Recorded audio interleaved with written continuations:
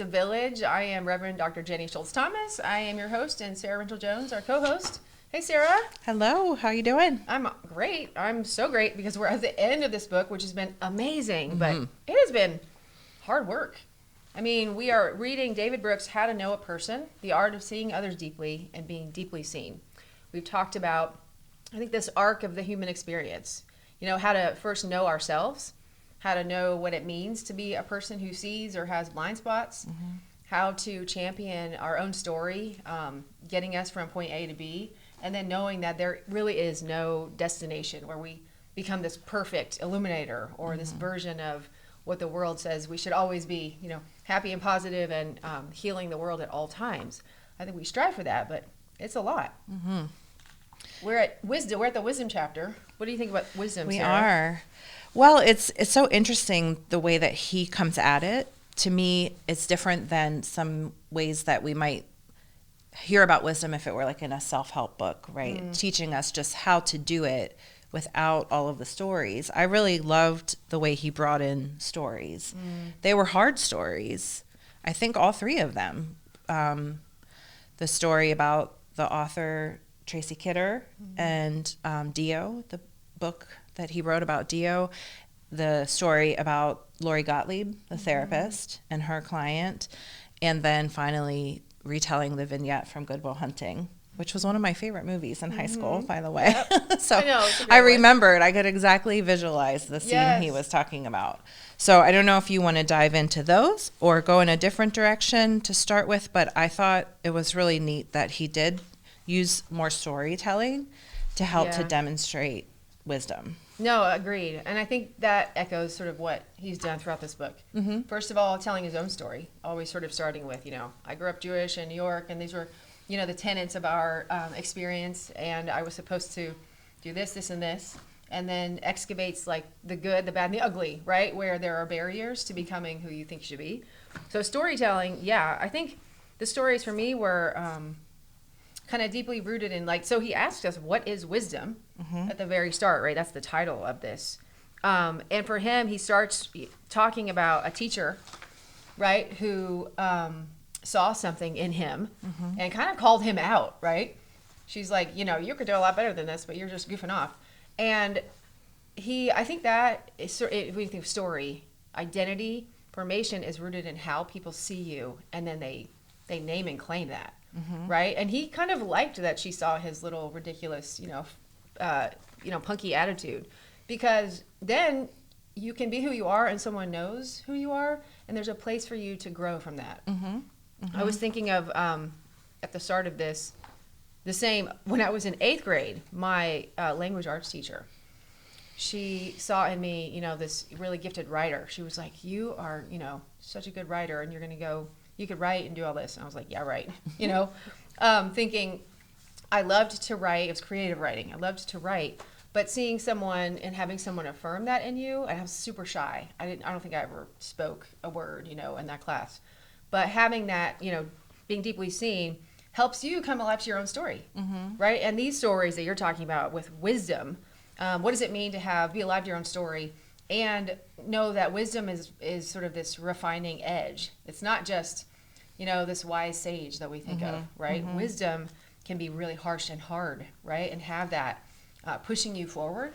And so I think that when, you know, the Kidder story, say more about that. That was it was a hard story and a positive story. It really was. Just kind of taking us through this whole story about Dio, and the way that he comes to New York from Burundi. He escapes from the time of genocide in Rwanda and Burundi. Talks about how he hid in a hospital. It was just really, you know, if you haven't read it yet, we won't ruin it, we won't ruin it, but also be mindful. It's pretty intense, but definitely don't skip it. But just the way that it also changed Tracy Kidder. You know, I really like this line that he said. Tracy Kidder said, "I like the version of myself that comes out when I am listening to another's story." And I think that's part of what happens to us there's another line that David Brooks wrote that says wisdom as receptivity, right? So being receptive to others and allowing their stories to really touch us, that it's not just that we're this impervious observer or listener, but that it actually, we let these stories affect us. Gosh. And that's so true. I mean, you can even take this, Tracy Kidder with Dio as this, first of all, kind of objective reality where I'm going to do this story and write of this person's experience, right? And you can't be unmoved, right? When you expose yourself to someone's story, and not only are you illuminating that story, you are transformed by the closeness, the proximity you have to the story, which in this story, gosh, so many riveting parts that kind of undo you when you think about observing and seeing what he's seen and then going with and observing firsthand the same kind of experiences. I think the opportunity, because that can feel like, well, this is some, this Burundi kid, this experience that feels untangible to the experience that I'm having in life. So we can learn something from it, but why? Like, why even talk about this? I think it's more about how Tracy Kidder was changed by allowing himself to be, right? Because you could even have, I think what we do sometimes is you might have been exposed to or be, in close proximity to someone who's having a difficult experience, and you stay one arm's length away because that's kind of harsh and hard and a lot. That's just a lot, right?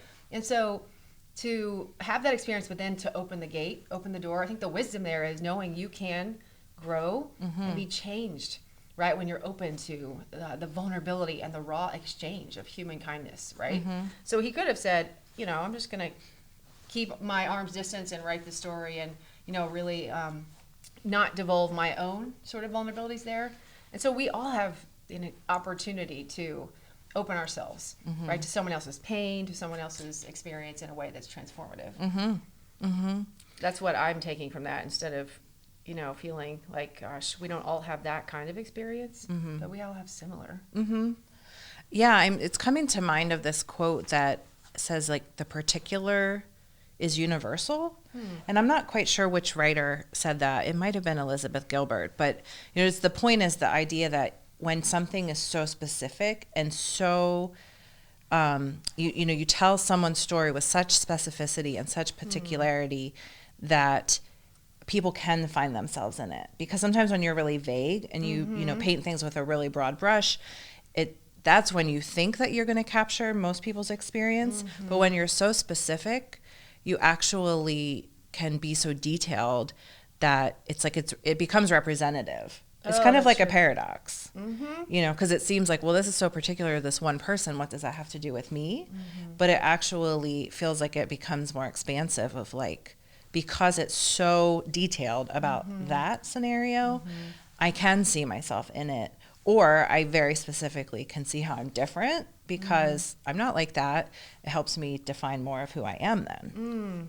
I have that experience often, and maybe you do too, but sometimes in preaching, like in preaching in worship, maybe telling a really explicit, particular, unique story to either myself or to someone else. And a lot of people with stories anyway, I think we know you only listen to stories, right? All the things we think we're saying that are so amazing and smart. Really, it's just storytelling, right?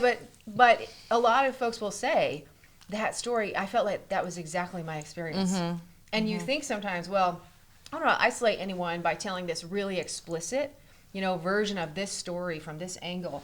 But you're right. I think whoever, said and is continuing to say that is onto something about the universality of our experiences and not being benignly, engaged with those, but what did it really feel like to feel that betrayal? What did it really feel like, right, to live on that side of that particular pain? And so many of us, if nothing else, like pain and grief and loss, celebration and joy, like we do share those, common experiences. So agreed. I think that brings us to this next story. Lori Gottlieb, in her book, Maybe You Should Talk to Someone, she describes a journey she took with a man called John. This was so moving. At first, if you've read this, you all will read this with your, and talk about it with your group. But if you're not reading this book, or you just haven't made it to this part, this story is sort of one of those, I'm watching The Shrinking. Have you seen that on TV? Oh yeah. The shrinking. Oh yeah, with the group of I therapists. love that It's show so so funny, much. but like so much of it is about boundaries, right? And as ministers, we also have these code of ethics around boundaries and how you, as therapist or minister, you listen, and you sit with people in their stories. This is one of those, like with John. I was thinking to myself, if this had been me, like working with someone, even as a therapist, and I'm not, I probably would have said like, okay, time's up, dude. You're too much of a jerk to. And a lot of times that's kind of what we do when people present a certain way, like a hard shell, and you think, I can't really help this person, or there's nothing I can do, thinking we might need to fix them or something else. But she really illustrates a beautiful perseverance in the art and the work of enduring in therapy with this individual, seeing something deeper within his story. Again, this story, we could probably all relate some kind of experience we've had where someone is too angry or too hurt to really open up, and so they present this really hard shell. What did this story evoke for you, Sarah? Yeah, I mean, it was really remarkable. I had the same ideas that you'd had about whether or not, she kind of stuck by him longer than would have been really necessary. But by doing so, she really gave him the chance to transform. I really was struck by the line that she said that she knew from prior experience that people who are demanding, critical, and angry tend to be intensely lonely.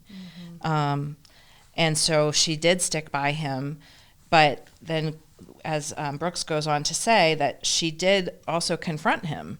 The Buddhists have a useful phrase for unconditional positive regard, idiot compassion, which is the kind of empathy that never challenges people's stories or threatens to hurt their feelings. It consoles, but also conceals. So Gottlieb challenged John, but not too aggressively.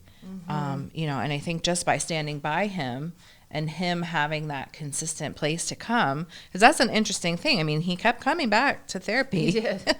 I mean, I know he had to, because sounds like his wife was over it with him. Exactly. But over time, then he let this part of himself, even it almost was like his subconscious wanted to come out and be able to share his grief by having that slip one day when he said Gabe, and then she said, she'd never heard of Gabe. Who's Gabe? Oh, I know. And that part is so telling when he says, Gabe is my son. He picks up his phone and leaves, right? Naming it. It reminds me of a few chapters back, that whole, like, when we don't live into and share our stories, we can even hide the deepest truth of ourselves to ourselves or from ourselves. This is, just a prime example.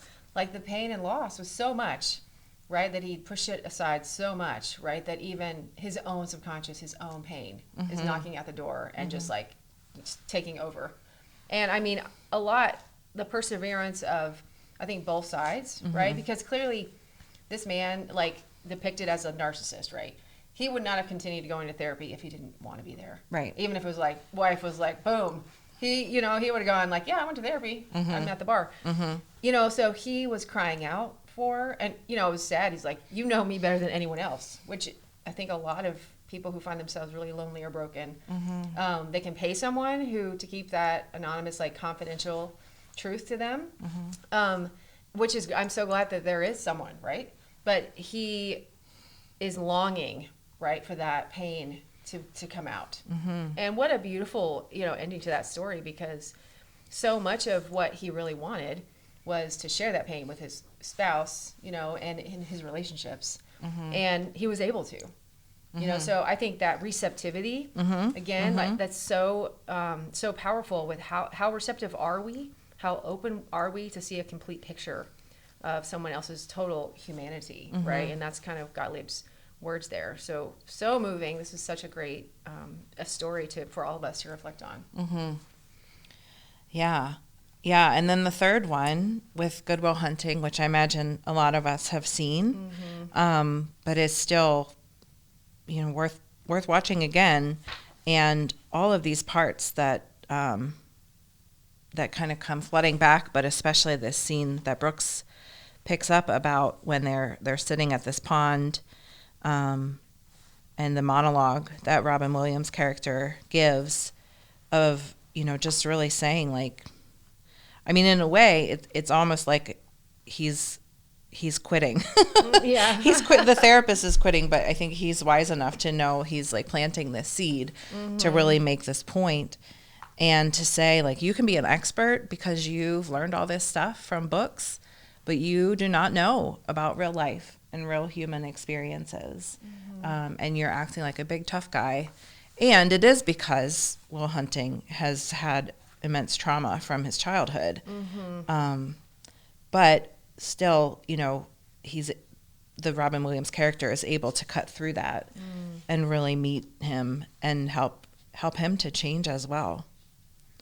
I know, it was almost this whole, at first when you think on the surface of that experience and having seen that movie, right, many times, it's this whole reverse psychology almost, because this kid is kind of young, but because he's so smart and because there was this like relational awareness that I think that they both had with each other. I mean, the therapist was super committed to seeing this out as almost a challenge, but because he cared so much and wanted to help this young kid unlock, and then of course Hunting was in desperate need of being broken, and probably it took a particular kind of individual, and I think that's kind of important too, because a lot of this book talks about, and maybe just Brooks brings it up a lot, but friendships and family relationships, and how you can't do this in isolation, right? And so making sure that you do open yourself to friendship and to be seen, so that you can have someone in your life who can sit you down. Maybe it's not your therapist, maybe it's your spouse, your mom, your best friend, your brother or your sister, right? Or your child, who can just say, you know what, Mom, I love you, but those shoes are so hideous. You've been wearing them for 3 years and you just need to give them up. And you can say, oh gosh, thanks honey, I'm cool and I appreciate you telling me. But more seriously, those relationships give us what we need to really see someone, and that's trust. If we can see someone and say, hey kid, I know that you are broken and you're totally pissed off at the world, but there's something else. I think friendship and if you think about wisdom, right? Oh, he even moves on to like wisdom being practiced in community. Says when people come together to form what Parker Palmer called a community of truth, things are transformed, right? We're practicing relationships. So whether that's one friend or a therapist or, someone, or it's a whole community, like here at Countryside or your village house, it's essential to be open to building those trusted relationships so that we can, kind of, I guess, like smooth over the edges, if you will, right? Or if you're broken in grief, you can just fall apart and someone still knows, like, I'm here. Right. It's okay. Right. Well, and I think too, like even living up to kind of our God-given potential, because one of the things that feels like a pattern in this book overall is that Brooks tells these stories of people who are really high achievers, even himself, right? Yeah, for sure. They're achieving all these things that look really great in our society, and make them lots of money and give them notoriety. But there's this like hidden part that they're not letting out. Yes. And especially in today's chapter where there's people who, not Dio originally, but he goes on to achieve all these things, but still has this need for healing. And that's part of what happens when they go back and then revisit what happened in Burundi, but then also kind of draw the line when it goes a little too far. But all of these people is like to really live up to our full potential. It's not just these external achievements and boxes that we can check in climbing the corporate ladder or whatever the case may be. It's actually having this emotional and holistic side of us from what's inside to be able to develop that. And I think that's one thing we really can offer in the church community is to name how valuable that is. It's not just what you do for work, that's admirable too. It's no shade on that. It's just that having that whole package of bringing in your emotions and your spirit and all of that, like that's just the one thing that keeps coming up for me is that in these trustworthy confrontations that there's the sense of like, I see this potential in you and I'm not going to just let it flounder. We're going to pull that out. We're going to, work through some of the things that are holding you back. Yeah. That's so powerful. It takes, I was just going to read what when you're talking, it just like reminds me of like wisdom. That's what wisdom is, apart from the wisdom of the world, right? I grew up like, hearing from my evangelical mom, you need to pray for wisdom every day. Solomon prayed for wisdom and he was wise. But there's so much truth in kind of what does it mean to have wisdom. And he says wisdom isn't knowing about physics or geography or all the things, right, that we try to learn. Wisdom is knowing about people. Wisdom is the ability to see deeply into who people are and how they should move in the complex situations of life. And then he talks about illuminators, right? That's the gift of illuminators. So if we're deeply rooted in this faith, where we know that the substance of who we are, right, is unattached to what the world says about us, whether you have cool shoes or uncool shoes, right? Whether you are, in grief right now and not able to really put the pieces together, whether you lost, someone, or whether you're just an amazing human who doesn't have like a PhD and, 5 awards on your desk, but you have a family that you love and you're integrated in the world, with friendship. I think wisdom is knowing who we are apart from who the world says we should be, and then picking out the things that are holistically a part of who we're called to be, and we all have different callings, but if you have these deep longings for connection, right, it's being wise is to make sure that you take those steps to make sure you can have those things in your life. If it's friendship, be more vulnerable with that person that you want to get to know. If it's trying to make amends with someone, pick up the phone and just say, I would much rather have that connection and be connected and not have the whatever it is holding me back. So wisdom, right, is the essence of so much of this book. And I love how he closes with this chapter, right? Because like you said, we could do all these things, all these case studies, right, really point to like what's the missing piece? The shell, silver sheet, the big O and the missing, what's the missing piece, right? The missing piece, hopefully, right, is connected to who we are as human beings and knowing that we are rooted in love that's enough, right, to gather those pieces, but we have to do it together.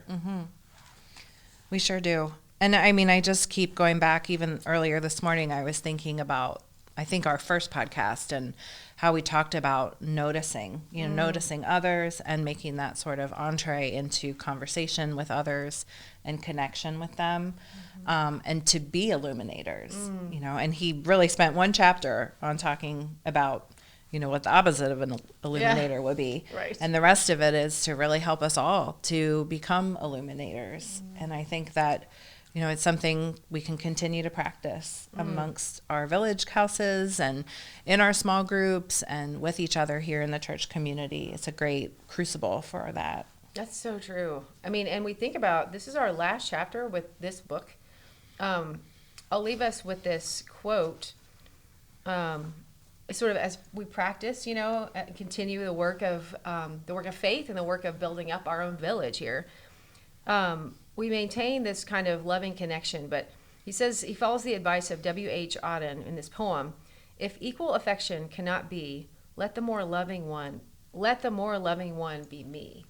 Right? So if equal affection cannot be, right, maybe it's just, there's a lot on your plate and you're overwhelmed with certain things, or maybe it's, trying to get your kids fed and clothed and out the door, whatever is going on in your personal life. Let the loving one be me, I think, is a place to say that, like, wisdom can just be about making the right choice today that gets you to tomorrow. I mean, we're in election season. I mean, there's so much news. The world's falling apart all the time. There's so much. But if we can choose love, as our language, if we can choose to bind up the brokenhearted, if we can just choose any of those things that get us from point A to point B, seeing each other, we're going to be the more loving one at the end of the day, who then feels the reciprocity from those we have loved well and entrusted with our own souls.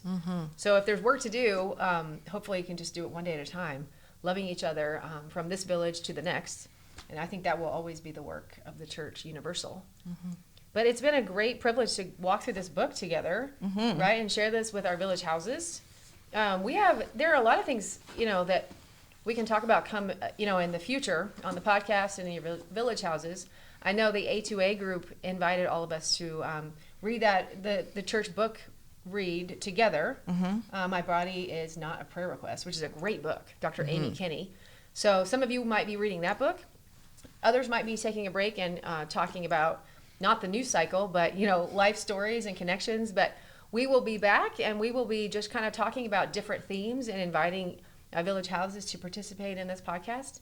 But thank you for joining us, and thank you for enduring the work of David Brooks. And I hope that How to Know a Person and Seeing Each Other Deeply has been meaningful to you. Yeah, it's been great. Yeah, thanks, Sarah. Thank you. Yep, we'll see you next time.